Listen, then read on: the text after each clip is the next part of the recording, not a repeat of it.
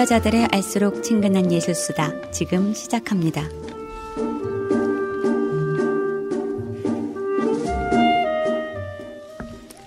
가장 훌륭한 시는 아직 불려지지 않았다. 가장 아름다운 노래는 아직 불려지지 않았다. 최고의 날들은 아직 살지 않은 날들. 가장 넓은 바다는 아직 항해되지 않았고 가장 먼 여행은 아직 끝나지 않았다. 나짐 히크메트의 시 진정한 여행으로 문을 열었습니다. 저와 함께 즐거운 이야기 여행을 나눌 식구들 인사 나눌까요? 안녕하세요. 안녕하세요. 날씨가 갑자기 추워졌어요. 맞아요. 눈도 내렸다던데. 벌써요? 네. 어떻게 지내셨어요? 네. 어떻게 지내셨어요? 저는 지난번에 얘기한 그 유튜브 수업이랑 도슨트 수업을 다 이제 수료만 받으면 됩니다. 근데 이제부터가 시작이라서 되게 시작할 때는 기쁜데 이걸 또 어떻게 해야 될지 지금 많이 걱정이 됩니다. 그래도 수료까지 할 정도면 어느새 시간이 좀 흘러서 그래도 뿌듯하시겠어요. 네네. 맞아요. 메리골드님은요? 네, 저는 그냥 평소와 똑같이 일하면서 그냥 잘 지내고 그냥 바삐 지내고 있습니다. 저희 메리골드님은 절대 뭐 하시는지 알려주지 않으세요. 네. 지금 신비주의 컨셉이어서 저희도 묻지 않기로 했습니다. 맞아요. 계속 바쁘신데 절대로 뭐 하시는지는 여기서 밝혀주시지 않으시니까 언젠가 저희 시즌이 끝날 때쯤 알 수 있을지. 그때도 모를 수 있어요. 90년대 그 가수들의 신비스러운 그런 컨셉이어서. 저희가 지난번에는 근현대 시대의 미술로 마르셀 듀샹에 대한 이야기를 나누었는데요. 네. 오늘은 훌쩍 시대를 거슬러 올라가 고대 이집트로 좀 멀리 여행을 떠나볼까 해요. 먼저 이집트 하면 떠오르는 것들 한번 얘기해 볼까요? 여기님. 저는 영화가 더 먼저 생각나는데요. 뭐 미이라나 그 클레오파트라에 관한 영화가 먼저 생각나더라고요. 그렇죠. 이집트 클레오파트라와 절대로 떨어뜨려 놓을래야 떨어뜨려 놓을 수 없는 불가분의 관계죠. 그렇죠. 뭐 실제로는 그렇게 이쁘지 않은데 영화에서는 그렇게 백인의 여성이 굉장히 아름다운 그런 미모의 여성만 나오는데 실제로 되게 못생겼다는. 그 외에 프랑스의 파스칼이 했던 말 전 좀 기억이 좀 나는데 클레오파트라의 코가 1cm만 낮았으면 역사가 맞아요. 바뀐다라는 표현들이 맞아요, 있었잖아요. 맞아요. 근데 사실 그분이 말할 때는 1cm라는 표현은 없었대요. 단지 좀 낮았으면 했는데 그게 약간 와전이 됐다고 하더라고요. 맞아요. 이집트 하면 클레오파트라죠. 메리골드님. 네, 저도 영화랑 만화가 생각이 나는데. 만화요? 네네, 만화책에. 그래서. 좋죠. 네, 맞아요. 재밌죠. 어떤 만화? 만화는 천년사랑 아카시아라고 좀 순정 만화인데. 초등학교 때 본 것 같아요. 감사합니다. 저는 못 봤어요. 본 사람이 없었거든요. 오늘도 또 한 번 상처를 안고 가네요. 세대 차이. 아니에요. 아무튼 그 만화가 그 두 명의 여자 주인공이 있는데 그 두 명의 여자 주인공이 고대에는 이집트의 공주였어요. 그러다가 이제 두 명이 다 현생에서 현대를 살아가는 그런 이야기거든요. 네. 그리고 그런 만화도 있고 그리고 이집트 왕자라고 만화 영화, 애니메이션 영화로 모세랑 람세스를 두 주인공으로 해서 네, 그 나온 영화가 저는 제일 먼저 그럼 만화 영화인가요? 네네네, 만화 영화입니다. 저는 두 개를 다 보지도 읽지도 못했네요. 그 이집트의 왕자는 지금 보셔도 볼만해요. 진짜 재밌어요. 그래요? 네네. 저는 그냥 람세스라는 단어만 딱 귀에 꽂히는데요. 유명하죠. 네. 혹시 잘생겨서? 어떻게 하셨어요? 제가 런던으로 여행을 한 번은 결혼 전에 갔었고 한 번은 아이와 함께 얼마 전에 다녀왔는데 아무래도 또 가면 교육상 박물관을 안 갈 수 없잖아요. 그쵸. 그래서 런던의 영국 박물관을 갔을 때 가장 인상 깊었던 사실 나라가 이집트였어요. 영국 런던임에도 불구하고 이집트의 그 유물들이 얼마나 많이 설치가 되어 있는지 여기가 이집트인지 런던인지 좀 헷갈려서 가슴이 좀 아팠고요. 그중에서 가장 인상 깊게 봤던 것이 아까 말씀하신 잘생긴 람세스였거든요. 정말 잘생겼어요. 선생님, 네. 지난번에 너무 좋아하는데. 그러게요. 좋아하시는데. 지난번에 저희 네. 미켈란젤로 이야기할 때 네. 다비드상도 그렇게 잘생겼다고 얘기해 주셨는데 잘생긴 거 저 좋아해요. 네, 뭐 꽃돌이한테는 어쩔 수 없죠. 그때는 이제 근육질을 안 좋아했는데 그 잔 근육이 아름답다는 그 느낌이었고요. 람세스는 눈이 동그랗게 코도 정말 오똑하고요. 와 정말 예쁘게 잘생겼구나 이런 느낌. 네, 그래서 한참 그 앞에 있었답니다. 네, 실물은 그렇지 않을 거야. 그렇겠죠? 네, 그게 좀 그 시대에도 또 얼굴 또 그 비율이 있어요. 그걸 또 그대로 따라서 꽃돌이로 만들었을 거예요. 그럴 수 있겠네요. 근데 정말 이집트 유물들 많이 있었고요.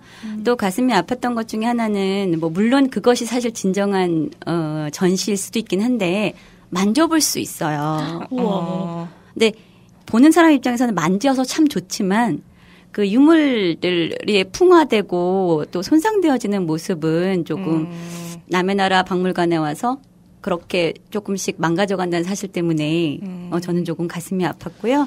또 이야기를 나누다 보니 이집트 유물 중에 가장 기억에 남는 건 물론 람세스도 있었지만 로제스타 스톤 또 예, 그 한 곁에 그건 유리관 안에 이렇게 들어가 있어서 전시가 되어 있었는데 그것도 기억이 좀 나네요. 그게 뭐 박물관이 살아있다에 나왔던 건가요? 그건 아니고요. 박물관에 살아있다라는 영화에서 나온 건 그 황금석상해서 박물관을 살아있게끔 해줬던 네, 그 돌상이고 여기서 말한 로제스타 스톤은 그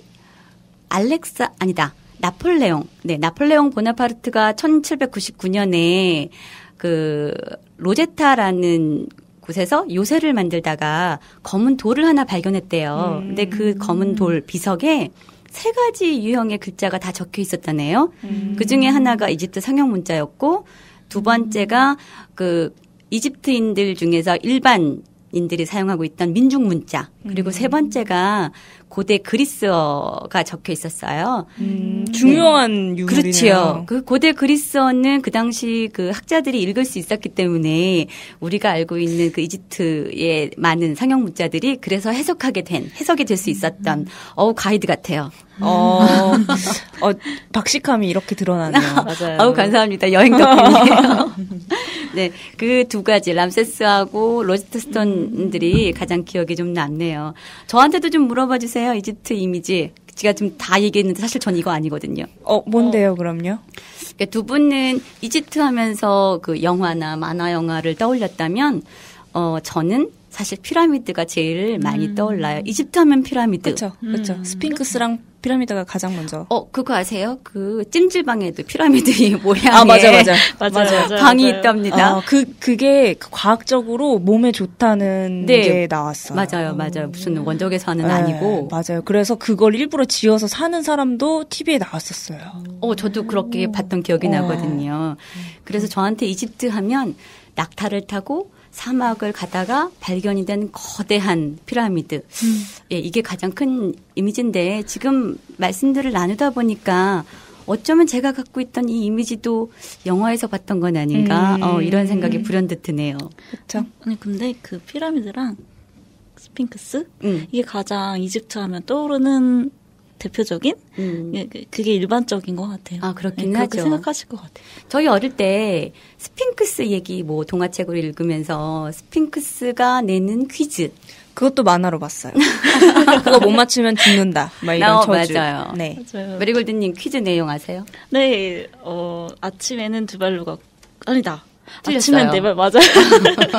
아침엔 4발로 걷고 점심엔 2발로 걷고 저녁에는 3발로 걷는다. 네. 럭키님 대답. 답은 사람이죠. 와우. 맞아요. 다 하는구나. 나만 하는 줄 알았네. 좀 철학적인 의미가 좀 담긴 것 같아요. 네. 생각해보니까 제 근황 토크 안 했네요. 저 안 궁금했구나. 그게 아니라 마음이 급하셨죠. 정보를 전하고 싶은 마음이 맞아요, 급하셨죠. 맞아요. 아까 깜짝 놀랐네요. 그 모르는 그 돌에 대해서 얘기할 때. 맞아요. 맞다. 그 얘기를 전하고 싶어서 근황의 따위는 중요하지 않으셨던 것 같아요. 맞아요. 제 근황 얘기를 제가 왜 잊어먹었는지 떠올랐냐면 그 세발 퀴즈 하면서 문득 떠올랐어요. 제가 어제 저희 아이가 이러면 나이가 나오는데. 저희 아이가 중1이어서 학교에서 축제가 있었거든요. 근데 거기 이제 학부모의 대표로 몇 명이서 춤을 췄어요. 아유. 힘들었답니다. 보러 갔었어야 되는데 아쉽네요. 저희가 반짝이 옷 입고 가발 쓰고 셀럽5 춤을 좀 그 힘들다는. 네. 동영상 있으면 좀 보내주세요. 절대 유포 금지라고. 그러느라고 제가 지금 바빴는데 어제 끝이 나서 조금 그나마 마음이 홀가분하게 여기를 왔거든요. 근데 저녁이 되면 세 발로 걷는 것. 나이가 들면 사실 지팡이가 좀 필요해지잖아요. 제가 그 춤추면서 관절들이 얼마나 아파지는지 곧 지팡이가 필요할지도 모르겠다는 생각이 갑자기 퀴즈를 듣다 보니. 아니에요, 구미님. 너무 일러요. 맞아요. 그렇기는 하죠.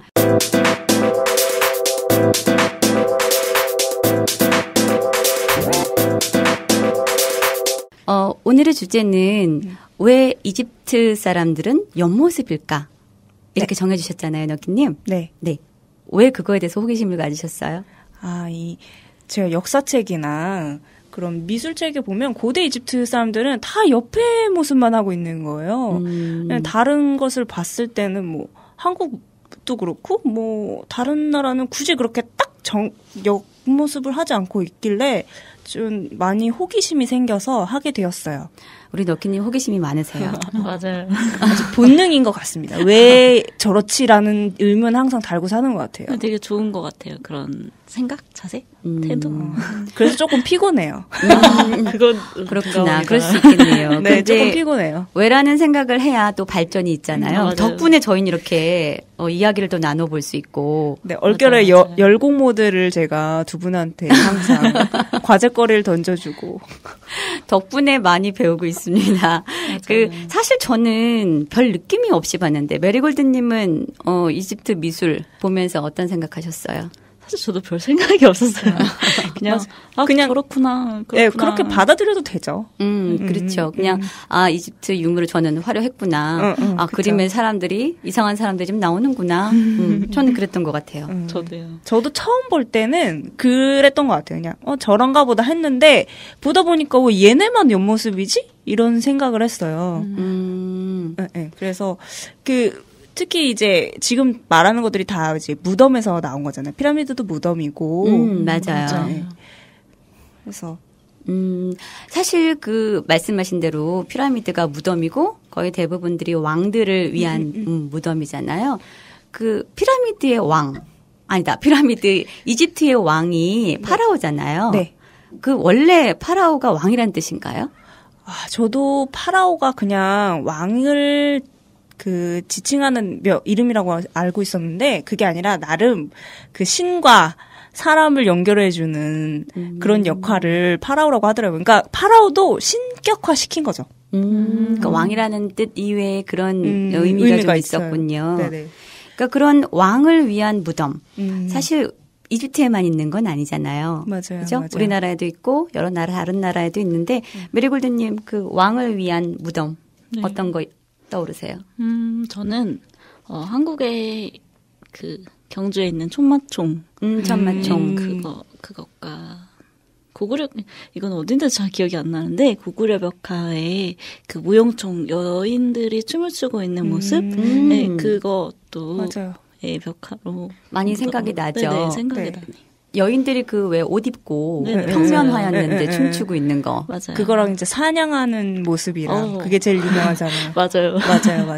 저희가 이렇게 각 무덤들의 벽화가 없으면 사실 그 나라의 어떤 문화나 시대상을 알 수는 없는데 그 덕에 저희가 지금 이집트 이야기도 하고 있는 것 같아요. 메리골드님이 우리나라를 얘기해 주셨다면 너키님. 저는 무덤 중에 제일 인상적이었던 거는 진시황이 만든 진시황릉의 병마용인데요. 이것도 사실 저는 영화에 영향을 많이 받았어요. 영화 속에서 환생했을 때 무덤을 발견하고 막 이렇게 이렇게 하는데 인형들 같은 병사들이 쫙 나열되어 있는 게 되게 인상적이었거든요. 근데 알고 보니까 진시황이 죽기 전부터 자기가 환생했을 때를 대비해서 병사들을 그렇게 인형처럼 다, 그 또 표정이 하나하나 다 다르대요. 맞아요. 다 달라요. 네, 그래가지고 또 듣고 보니까 뭐 그 시대에 뭐 춘추전국 시대의 책사들이 그나마 사람이 존귀하다는 거를 얘기해줬기 때문에 그나마 인형으로 만든 거지. 만약에 그 책사가 없었다면 이제 사람이 생매장 됐을 수도 있었다는. 그럼 저희가 봤던 다양한 그 표정의 많은 병사들을 사람으로. 그냥 해골로 봤을 수도 있죠. 그래서 그런 표정 없었겠네요. 해골로 맞아요. 그 맨날 얘기하다 보면 제 여행 얘기가 나오는데 진시황릉 역시 갔다 왔거든요. 네. 안 가신 데가 없나 보다. 아니 아직 많아요. 네, 맞아요. 그 진시황릉을 통해서 또 저희가 지금 이야기 나누고 있는 것처럼 굉장히 많은 유물이 나왔기 때문에 그 BC 200년 정도인 것 같아요. 그 진시황의 시대가 그 시대의 상을 또 볼 수 있었던 것 같아요. 왕이 나왔으니 말인데 그러면 저희가 얘기하고 있는 이집트 피라미드의 왕들 혹시 아는 왕 있으세요? 전 아까 얘기했던 클레오파트라, 람세스, 그리고 투탕카멘, 또 그 정도? 그렇죠. 또 왕 하면 또 떠오르는 투탕카멘, 람세스를 빼놓을 수 없죠. 메리골드님은 다른 왕? 럭키님이 다 얘기해주신 거 같아요. 죄송해요. 다들 그 정도 알고 계시는데. 그렇죠. 왜냐하면 투탕카멘 같은 경우는 저희가 전시회가 있었잖아요. 맞아요. 그래서 가장 사실 유명한 왕이기도 한 것 같아요. 맞아요. 제가 투탕카멘 전시회에 저는 다녀왔었는데 도대체 안 간 전시가 무엇인지. 아이를 키우다 보면 이렇게 많은 곳을 가게 된답니다. 네네. 네. 저희가 이렇게 피라미드 안에 보면 많은 벽화도 있고 유물들이 나오잖아요. 그걸 통해 알 수 있는 그 이집트 미술만의 특징들이 있다면 어떤 게 있을까요? 메리골드님. 네. 이집트 미술에는 인물이 많이 나와요. 근데 그 인물이 약간 사람인 듯? 사람이 아닌 듯? 그리고 동물의 모습도 하고 있고 그래가지고 되게 여러 인물이 나와요. 그래서 좀 예를 들어보자면 태양의 신을 최고의 신이라고 불리는 레라는 인물도 있고 그래서 이 인물은 태양 원반의 모양을 쓰고 머리에는 그 순 모양 머리도 하고 있는 이 사람이 레이고요. 그리고 오시리스? 이 사람도 있는데 이름이 좀 익숙하네요. 그죠. 그리고 이 사람은 깃털의 왕관을 쓰고 있대요. 네, 그래서 네 그리고 아비누스는 죽은 자를 보호하는 사람이래요. 그래서 자칼의 머리를 하고 있는. 자칼의 머리. 네. 자칼이 뭐예요? 동물이죠. 그러니까 몸은 사람인데 네, 몸은 사람. 머리들은 약간 그렇게 강아지 같이 생긴 아닌가? 약간 늑대게요. 네. 그러니까 저희가 벽화를 보면서 그런 머리와 그런 몸을 가지고 있는 대상을 보면 그걸로 알면 된다는 얘기죠. 네. 럭키님은? 저는 되게 뜬금없는데 쇠뚱고리 모습을 하는 스카라베라는 그 벌레가 있어요. 스카라베? 네. 그것도 미이라에서 보면 그거를 딱 돌려가지고 그걸 딱 돌려가지고 하면 갑자기 막 벌레들이 나오면서 막 문제가 생기는데 사실은 그 벌레가 그 피라미드에 많은 거는 그걸 심장에 얹으면 부활을 한대요. 사람이. 다시 살아난다고? 네, 그렇게 믿었다고 하네요. 그렇게 중요한 벌레인지 몰랐어요. 왜냐면 미라에선 너무 저주의 상징이었기 때문에 그 영화 안에서. 아까 메리골드님이 오시리스 얘기를 해주셨잖아요. 문득 오시리스 신화 이야기가 떠오르는데 들려드릴까요? 네, 궁금해요. 역시 정말 궁금하신가요? 자팍다식 하시네요. 맞아요. 옛날에 신화니까 옛날에가 나와야 되겠죠? 옛날에 오시리스와 그의 동생 세트가 살았대요. 근데 오시리스하고 세트가 나라를 다스리는데 너무나도 많은 존경과 그다음에 사랑을 오시리스가 다 받았다네요. 당연히 세트인 동생이 화가 났겠죠.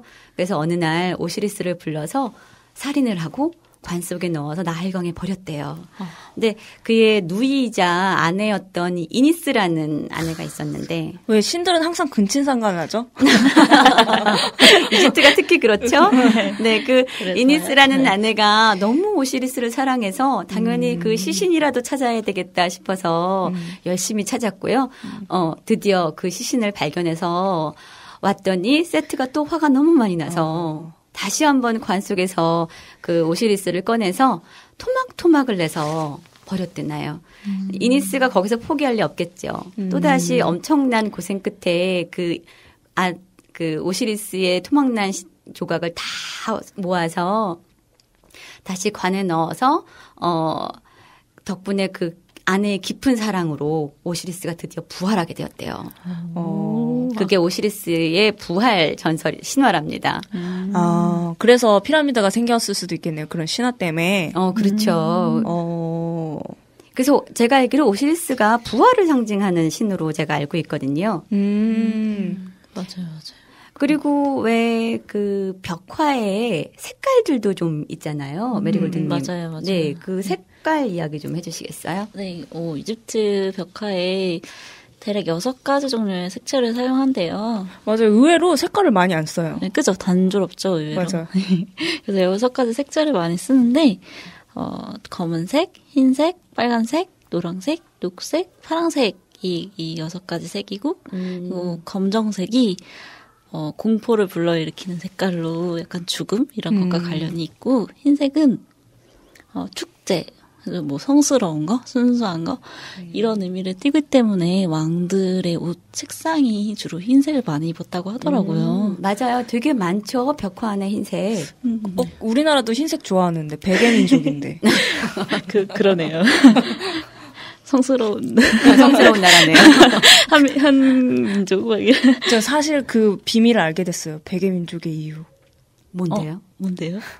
가난해서 옷을 그렇게 비단을 입을 수 없었기 때문에 흰색이 뭐 염료가 안 들어가잖아요. 그렇죠. 네, 그래서 그랬다는 슬픈 이야기를 들었네요. 아구나. 약간 슬픈 이야기일 수도 있지만 순수하고 성스러운 그렇게 해석을 하죠, 뭐. 네네네. 네, 그리고 다른 색은 또 어떤 의미가? 다른 색은, 빨간색은 약간 제어할 수 없는 거? 그래서 되게 위험하고 사악하고 무질서한 이런 걸 뜻한다고 하더라고요. 동양에서는 빨간색은 완전 좋은 색이잖아요. 특히 막 그렇죠. 중국에서는 완전, 지금도 복이 들어온다 해서 그렇게 빨간색을 많이 씁니다. 맞아요. 근데 이집트에서는 좀 달랐네요. 그러게요. 정반대의 의미였던 것 같아요. 그리고 노란색은 귀중한 물품으로 이집트 미술을 보면 금색이 되게 많이 사용되죠. 그 노란색과 연관이 있는 것 같고, 녹색은 신선함, 번성 이런 것을 의미한대요. 그래서 죽어서 부활하는 신. 그래서 아까 얘기해 주셨던 오시리스가 녹색 피부로 많이 네 몰랐어요. 많이 표현이 된다고 하더라고요. 그래서 그리고 마지막으로 파랑색. 파랑색은 천상의 영역으로 그 아까 제가 말씀드렸던 태양의 신인 레를 파랑색으로 많이 표현을 한다고 하더라고요. 다양한 색상의 의미가 있네요. 그죠. 그럼 저희가 그 피라미드에서 그림들을 볼 때 그런 색의 의미를 조금 알면 훨씬 더 그림의 의미를 쉽게 이해할 수 있겠어요. 그림의 의미도 쉽게 이해할 수 있고 이 누군지도 어느 정도 짐작할 그러네요. 수 있고 그런 의미가 있는 것 같아요. 저희가 계속해서 그 피라미드 안에 있는 벽화 등을 통해서 이집트 미술 이야기를 좀 나눠보고 있잖아요. 네. 근데 사실 그 이외에 다른 미술들은 없나요? 참 이게 세상이 좀 이렇게 단편적으로 본다는 아쉬움이 있는 것 같아요. 왜냐면 이게 보통은 지금 얘기 나온 게 다 벽화 안에 있는 거잖아요. 그렇죠. 사실 벽화 밖에도 막 조각이나 그림이 많은데 그게 보여졌을 때는 별로 이슈가 되지 않아요. 그런 도굴된, 그 피라미드 도굴대에서 나온 게 막 금빛에 찬란하게 많아서 그런지 사실 다른 것도 많거든요. 우리가 지금 주제도 왜 옆모습이지인데 옆모습 말고도 뭐 다양하게, 별을 뭐 심는다거나, 뭐 배를 타고 간다거나 이런 조각 작품도 많고, 근데 신기하게 거기도 색은 별로 다양하게 쓰지 않았어요. 아무래도 그 색을 사용하기 위해서 사용하는 도료 이런 것들이 구하기는 쉽지 않았겠죠. 그럴 수도 있을 것 같고요. 저희가 이렇게 지금 그 이집트 미술의 특징, 뭐 오시리스 이런 이야기를 나눠보고는 있는데 아직 왜 옆모습인지에 대한 얘기는 안 나오고 있는 것 같아요. 그렇죠? 네네. 럭키님 얘기 좀 해주세요. 이것도 좀 시대의 방향인데 예전에 우리가 했을 때 왜 다비드상 봐도 그 특유의 그 사람의 좋은 비율을 맞춰서 한 거잖아요. 만든 거잖아요. 근데 여기서도 이집트만의 고집이 있었어요. 그 라인이 얼굴에선 옆모습이 제일 뛰어나게 사람을 잘 돋보이게 한다 해서 옆모습만 쓰고 눈도 그렇게 드러내고 근데 몸은 또 정면이 또 멋있다 해서 몸만 정면이에요. 저 그것도 이번에 알았거든요. 몸이 정면이라는 생각을 못했어요. 왜냐면 발도 다 옆면이고 다리도 옆면이니까. 근데 그게 다 그들이 생각했을 때 가장 신체 구조상 잘 멋있는 모습으로 다 이렇게 정해서 한 거고 귀족들만 또 그렇게 그렸대요. 그러니까 옆모습이 나와 있는 건 평민은 없단 얘기네요. 평민도 하는데 그 피라미드 안에 그리는 거는 왕이 지내는 곳이기 때문에 그런 귀족들은 다 무조건 그렇게 그려냈어야 되는 거죠. 그리고 그랬죠. 그 옆모습인 왕들 얘기해 주셨는데 사이즈도 조금씩 다른 것 같아요. 맞아요. 왕 사이즈랑 아까 얘기하신 신들 사이즈는 엄청 커요. 근데 실질적으로 신하들이랑 왕이랑 크기가 그렇게 차이 안 났을 텐데 한 3분의 1 사이즈로 이렇게 종들을 그리기도 하고 2분의 1 사이즈로 종들을 그리기도 하고 그런 것 같아요. 그러니까 신분에 따라도 크기를 다르게 하더라고요. 그러면 옆모습으로 그린 이유가 그 이집트 사람들이 생각하는 가장 아름다운 선을 나타내는 방법 중에 하나겠네요. 그쵸. 그들이 생각한 사람이 가장 아름다운 비율? 이렇게 봤던 것 같아요. 저희가 그 첫 번째 1화에서 원근법 이야기도 잠깐 했었던 것 같은데 원근법을 몰라서 그랬을 수도 있겠네요. 또 그렇다고 보기엔 또 다른 작품에는 그런 게 또 있었기 때문에 그냥 그들의 고집이지 않았을까라는 생각이 저는 하고요. 약간 그런 걸 벗어나고 싶어 했던 왕도 있었어요. 이그나톤이라고 자신을 지금 방금까지만 해도 여러 신이 있었잖아요. 네. 그 신들 다 섬기지 마. 나만 섬겨. 이래가지고 개혁을 해서 막 미술 같은 것도 앞면도 그리고 뭐 잘 이렇게 조각도 자연스럽게 해가지고 이그나톤 그 상을 보면 진짜 못생겼어요. 그러니까 어떻게 보면 그렇게 생긴 사람들이 실제 왕이었을 수도 있는데 이제 아쉽게도 그분은 자기 그 정권을 오래 하지 못하고 투탕카멘한테 정권을 뺏기고 나서 다시 이집트 미술은 다시 그 아까 얘기한 옆모습 위주로 가는 예술이 됐죠. 그 왕의 생각이 미술에도 영향을 미친 것이군요. 그렇죠. 예술성에서는 그 이그나톤께 또 좋았던 것 같은데 아무래도 독재 정책에 대한 뭔가 반발심이 심하지 않았을까. 그럴 수도 있겠어요. 저희가 지금 이집트 미술 얘기를 하고 있는데 사실 이 부분이 거의 고대 이집트 미술이잖아요. 저희가 그쵸. 고대자를 빼고 이집트 미술이라고 해도 피라미드니 뭐 투탕카멘이 얘기를 하고 있는데 그렇다면 고대 이집트와 지금 저희 그 세계에 있는 이집트 그 차이를 좀 아세요? 저는 그냥 관광지. 현재는 이집트는 그냥 관광지. 그리고 우리가 보는 사진에서 보는 그 멋있는 피라미드를 절대 실제로 찍을 수 없대요. 왜냐면 사람들이 쫙 깔려 있어서 그 피라미드 옆에 다 꺼멓게요. 사람들 머리가. 그 정도로 요즘에 이집트는 생각이 드는 것 같아요. 그 고대 이집트 하면 사실 저희가 시대를 조금 구분을 하고 가야 이해하기가 편할 것 같은데요. 제가 알기로는 고대 이집트는 기원전 3000년경에 시작이 됐다라고 볼 수 있고요. 우리가 알고 있는 나일강 유역의 그 문명도 있지만 이집트란 나라 자체가 3000년 전, 기원전 3000년 전에 만들어져서 아까 클레오파트라 얘기하셨는데 클레오파트라가 마지막 여왕으로서 왕조 지배자거든요. 그게 기원전 30년이에요. 그러니까 그때 이후로는 전부 망해서 이집트 왕조라고 불릴 수가 없었던 거죠. 그래서 거기까지가 고대 이집트라고 볼 수 있고요. 우리가 알고 있는 지금의 이집트는 1922년에 다른 나라에서 독립을 해서 이집트라는 이름을 갖게 된 걸로 저는 알고 있거든요. 그러니까 어쩌면 우리가 알고 있는 이집트 미술에서 그 지금의 이집트와 고대 이집트를 좀 연결짓는 노력을 좀 해야 될 것 같아요. 맞아요. 그렇죠. 중간에 이집트라는 땅이 워낙 다른 나라에 많이 지배가 되어 있었기 때문에 어쩌면 고대 이집트의 이미지가 많이 흐려졌던 건 아닌가 이런 생각이 좀 드는데 사실 지금 이집트는 개발도상국이잖아요. 이야기가 잠깐 무거워졌는데. 느끼셨군요? 네, 그렇겠어요. 수단데. 느끼셨군요. 다행이네요.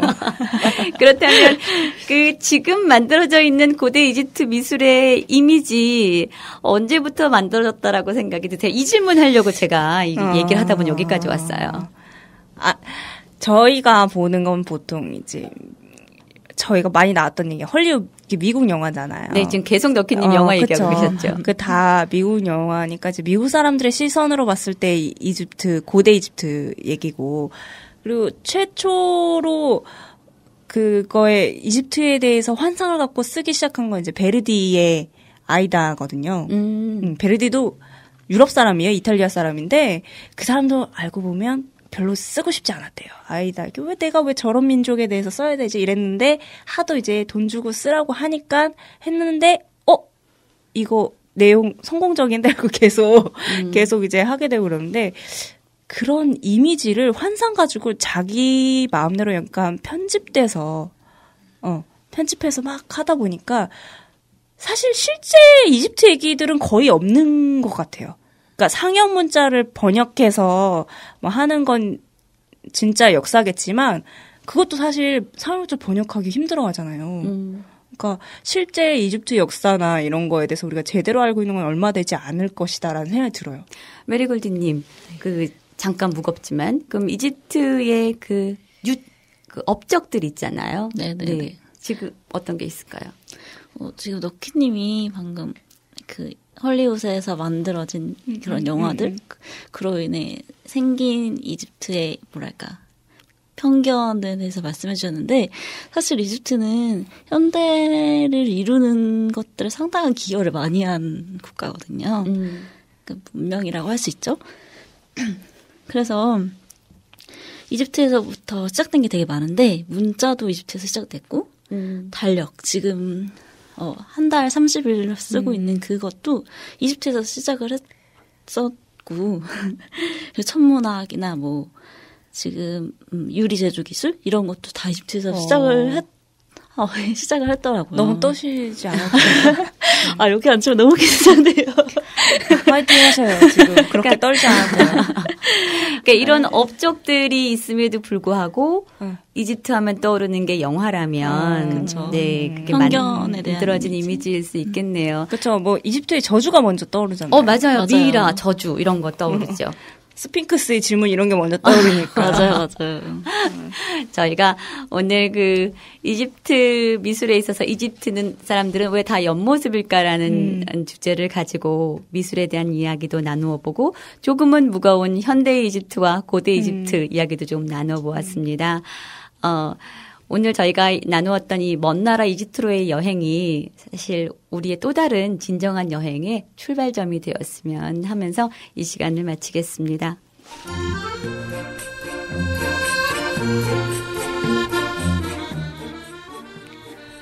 보이지 않는 것을 보려면 보이는 것이 잘 보아야 한다는 말이 있는데요. 그렇게 계속 보이는 것을 함께 관찰하고 고민해서 여러분들과 나누고 싶습니다. 이제 잘 보이지 않던 예술의 단면이 보이기 시작하셨나요? 지금까지 진행의 꾸미, PD 작가의 너키, 패널의 메리골드, 제작의 은행나루 방송국이었습니다.